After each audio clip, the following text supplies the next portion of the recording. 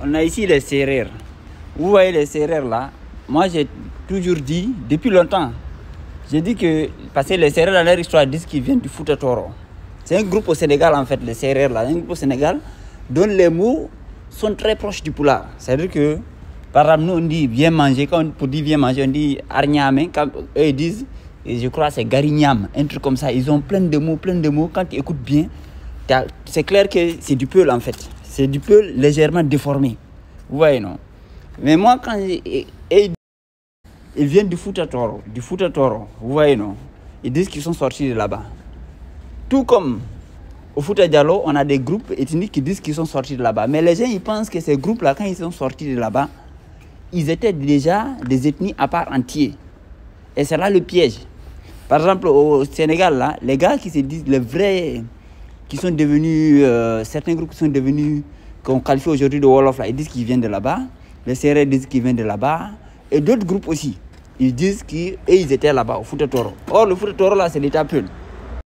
Non, moi, j'avais expliqué que, en fait, ces ethnies-là, par exemple, au Fouta Djallon, il y a les Kissi, il y a les Landouman, il y a les Téménés, il y a les Baga, tous ceux-là, ils disent qu'ils viennent du Fouta Djallon.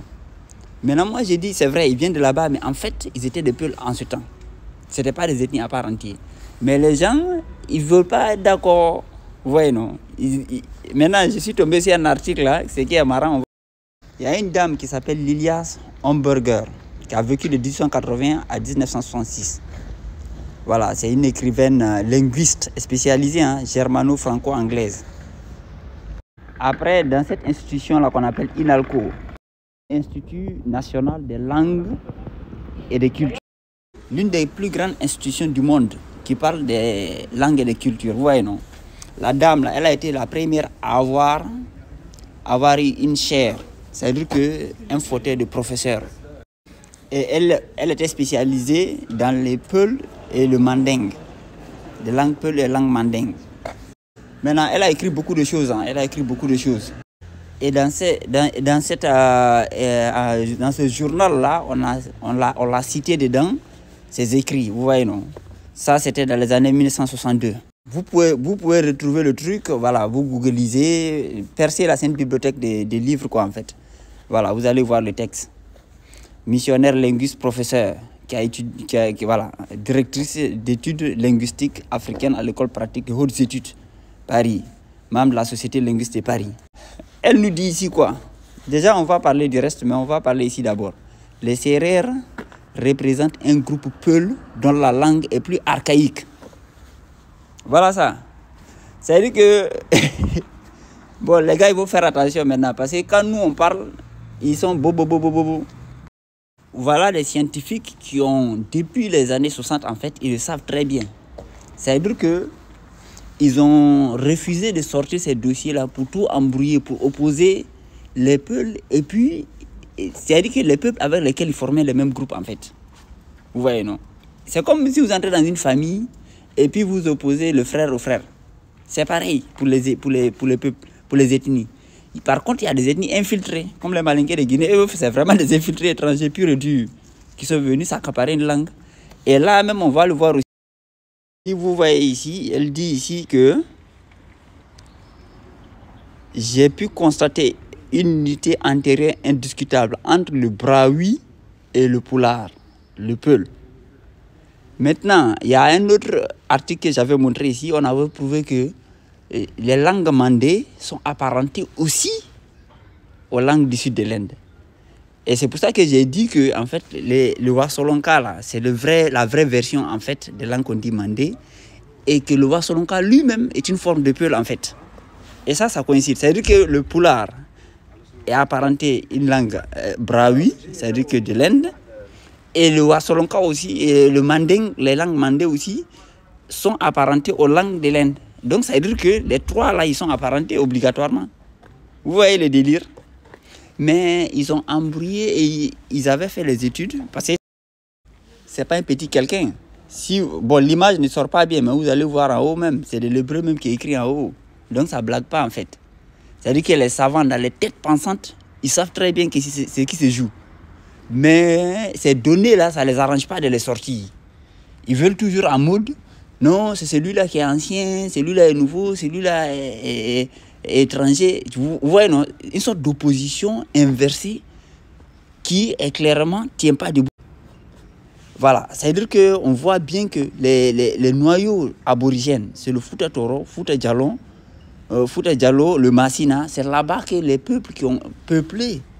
C'est-à-dire que cette zone-là, Mali, Guinée, Mauritanie, Sénégal, Gambie, Guinée-Bissau, Côte d'Ivoire, c'est-à-dire qu'ils viennent de là en fait. Les peuples aborigènes viennent de là. Mais les mecs, ça ne les arrange pas de le dire. De la même manière, en Guinée que vous voyez là, les Kissi, les Baga, les Landouman, et tout là. Quand ils quittaient le Fouta Djallon, il y a certains, comme les Téménès, c'est 500 ans en arrière. Il y a d'autres, c'est environ 200 ans en arrière, comme je crois les Baga. Il y a d'autres, c'est encore plus récent. Les gars qu'on dit Djalonké, machin, qui sont assis vers Farana là. Tous ceux-là, quand ils quittaient le Fouta Djallon, en fait, c'était des Peuls. Maintenant, avec le temps, la langue, c'est-à-dire que c'est mélange, et surtout la colonisation, en fait, qui a coupé les liens et l'enseignement mensonger. Vous voyez, non? Donc, ceux-là, par exemple, les Sérères, là, quand on voit toute leur culture, on voit que c'est une culture Peul.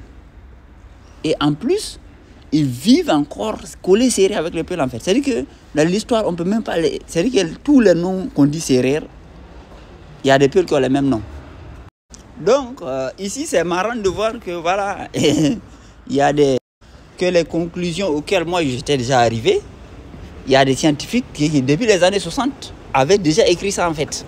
Vous voyez, non? C'est clair et net. Et puis même, en fait, c'est une mention. Ça veut dire que, vous voyez le petit 1 là, c'est une mention. C'est pour dire que, en fait, ça, c'est vraiment une citation. Voilà le livre. L'Ilias Homburger, le CRR Peul, ainsi de suite. C'est un groupe Peul dont la langue est plus archaïque. Elle le dit clairement. C'est-à-dire que les Sérères là, en fait, c'est des groupes Peul. Quand on dit que les Sérères, dans l'histoire orale, que les Sérères ont quitté le Fouta Toro là, c'était des Peuls en fait. Maintenant, pourquoi le phénotype des Sérères, par exemple, est plus foncé? Si les ancêtres, le groupe qui est sorti, c'était des gens qui fonçaient, eh bien les descendants vont être foncés, mon frère. C'est comme ça. Si tu avais des ancêtres foncés, tu seras foncé. Donc, si c'est un groupe, par exemple, supposons c'est pas un village entier ou bien 2 villages entiers qui sortent, mais il se trouve que ces villages-là, c'était des gens très très foncés qui étaient dedans. Automatiquement, c'est ce phénomène-là qui va sortir. Mais si, par exemple, c'était un groupe, un village de gens clairs qui était sorti, les descendants allaient avoir tendance à être clairs. C'est aussi simple que ça, en fait. Mais les gens, ils sont surtout au Sénégal dans une volonté de... C'est-à-dire qu'il y a une confusion totale, quoi. Alors que les textes existent, en fait. Maintenant, tous ces gens-là, durant la colonisation, ils se sont fait infiltrer. Il y a des gens qui s'infiltrent dans les ethnies à travers le métissage et puis essaient de pousser les agendas. Par exemple, Senghor, sa mère était Peul. Mais ils ne veulent pas le dire.